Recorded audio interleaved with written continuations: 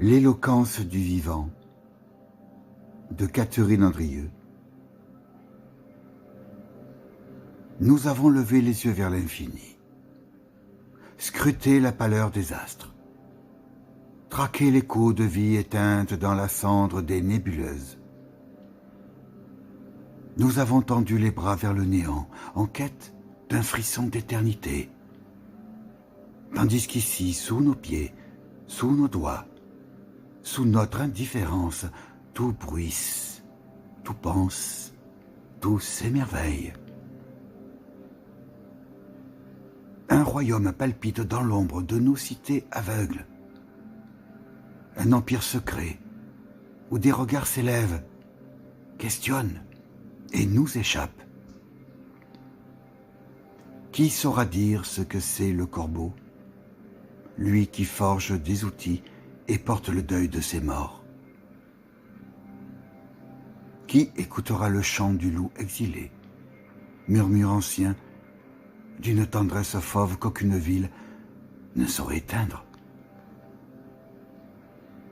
Nous avons dressé des murs entre eux et nous, mais ce sont eux qui nous observent à travers les brèches, patiemment, lucidement.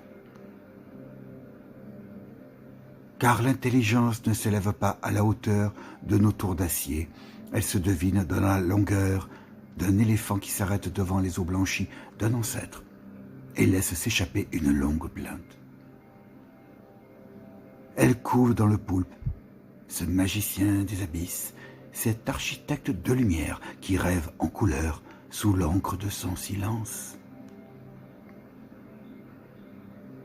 Elle s'incarne dans la fourmi bâtisseuse, dans l'abeille géomètre, dans le cheval qui devine le tremblement d'une main et y répond avec la délicatesse d'un poème.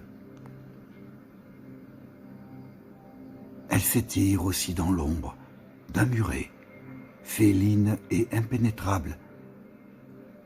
Drapée de nuit, elle s'avance sans bruit et nous scrute avec des prunelles d'ambre liquide. Elle sait tout, sans le dire, sans l'écrire, sans l'expliquer. Le chat, maître du silence, oracle en fourrure, traverse nos existences en nous laissant croire que nous l'avons domestiqué. Il nous devine dans l'ombre, perçoit l'orage avant qu'il ne gronde, mesure l'heure exacte de notre solitude et s'y glisse, avec l'évidence d'un battement de cils. Il est la réponse avant la question, la sagesse qui ne s'enseigne pas. Il attend que nous comprenions. Mais nous cherchons ailleurs ce qui nous appelle ici même. Nous implorons les cendres du cosmos, avides de signaux et de murmures extraterrestres. Tandis qu'ici, le chant du dauphin s'égare sous la vague. Tandis qu'ici, le regard du chien, ce compagnon exilé de sa propre nature, nous supplie d'un mot que nous ne savons plus entendre. Nous avons tout exigé d'eux, sans jamais leur accorder une dignité égale. Nous avons réclamé leur silence et leur soumission, refusant de voir en eux cette lueur d'âme qui ne nous appartient pas.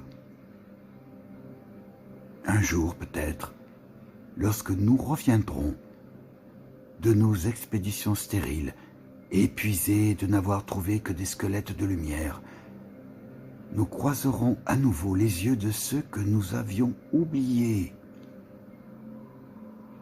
Et nous comprendrons alors qu'ils savaient, depuis le commencement, ce que nous avons passé des siècles à nier.